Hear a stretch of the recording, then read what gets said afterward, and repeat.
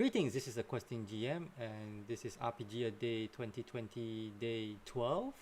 And the word of the day is message. Another word that seems to have many directions. I guess one way we could go is to talk about do you have a message in your games? Do you have and this is probably something quite familiar to anyone who is trying to code something into their games, which is not a typical direction that I would tend to go to. In fact, I don't think I have actually intentionally tried to implant a message into my games, into my sessions, or into my adventures that I'm running for a group.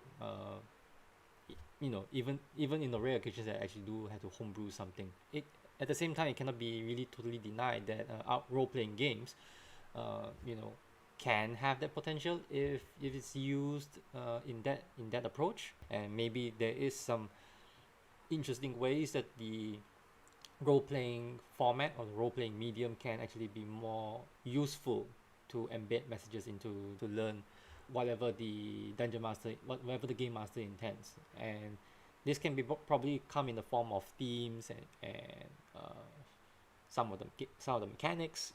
But and if it comes down to it, this is something that I don't really do on a regular or even any basis at most of the time. I feel it's a bit too heavy-handed to actually use role-playing games to try to send a message.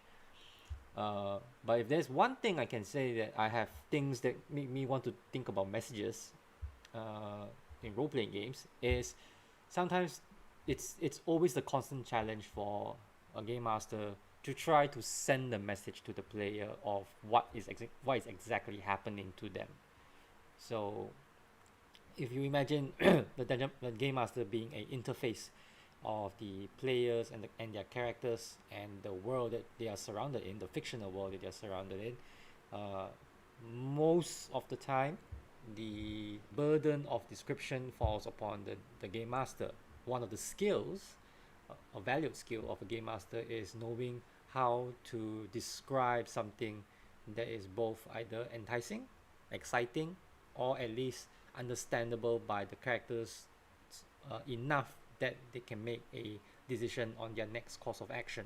And this is something I believe that every game master has to go through to learn that skill. It's not necessarily an easy skill. It may come naturally to some. Some may actually appreciate or like that particular aspect of the role-playing game hobby. But for those who are not entirely equipped or necessarily inclined towards that particular skill set of describing uh, and getting the message out, that can be a challenge for any game master.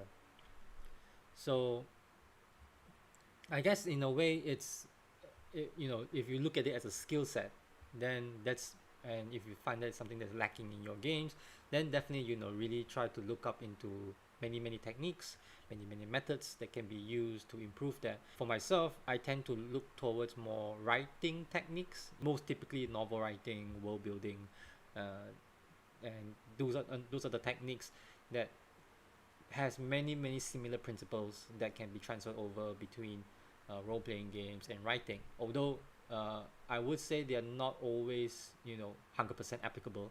You would have to make adjustments from writing techniques compared to role-playing techniques. The beauty of role-playing games, in at least for myself, is I think that role-playing games can benefit from a lot of disciplines, not just writing.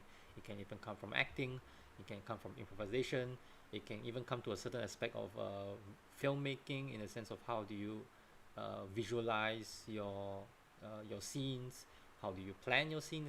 Even the matter of organization also can come into to help you organize your games in various levels. So working hard on the message, I think, is something that I think we can always work on, to deliver the message but in a package that is not too blunt, that is not too over the head, but at times that's probably the best solution, to just tell the PCs exactly what they want or what they see, or be very literal about it. There is a good balance to be found in how do you package your message, and knowing also your intentions of what the message is supposed to incite out the player. Is it a point of figuring out their intentions? Is it a point for them to make a decision? Is it a point where you just want to immerse them in atmosphere and let them suspend their disbelief? I guess that's pretty much it for what I can think of for the word message.